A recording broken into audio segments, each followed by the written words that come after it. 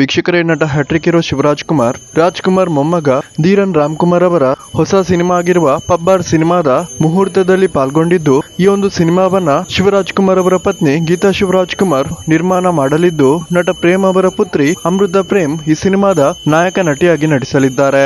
ಈ ಒಂದು ವಿಡಿಯೋದಲ್ಲಿ ನಟ ಶಿವಣ್ಣ ಈ ಒಂದು ಕಾರ್ಯಕ್ರಮದಲ್ಲಿ ಪಾಲ್ಗೊಂಡಿರುವ ಕೆಲ ಕ್ಷಣಗಳನ್ನ ನೋಡಬಹುದಾಗಿದೆ. ವೀಕ್ಷಕರೇ, ಧೀರನ್ ರಾಮ್ಕುಮಾರ್ ಅವರ ಈ ಸಿನಿಮಾದ ವಿಶೇಷತೆ ಏನಪ್ಪಾ ಅಂದ್ರೆ, ಈ ಸಿನಿಮಾದಲ್ಲಿ ಧೀರನ್ ಅವರ ತಂದೆ ಆಗಿರುವ ನಟ ರಾಮ್ ಕುಮಾರ್ ಮತ್ತು ಪೂರ್ಣಿಮಾ ರಾಜ್ಕುಮಾರ್ ಎಷ್ಟೋ ವರ್ಷಗಳ ನಂತರ ಇದೇ ಮೊದಲ ಬಾರಿಗೆ ಸಿನಿಮಾದಲ್ಲಿ ನಟಿಸುತ್ತಿದ್ದು, ನಟ ಪ್ರೇಮ್ ಕೂಡ ಈ ಸಿನಿಮಾದಲ್ಲಿ ಕಾಣಿಸಿಕೊಳ್ಳಲಿದ್ದಾರೆ.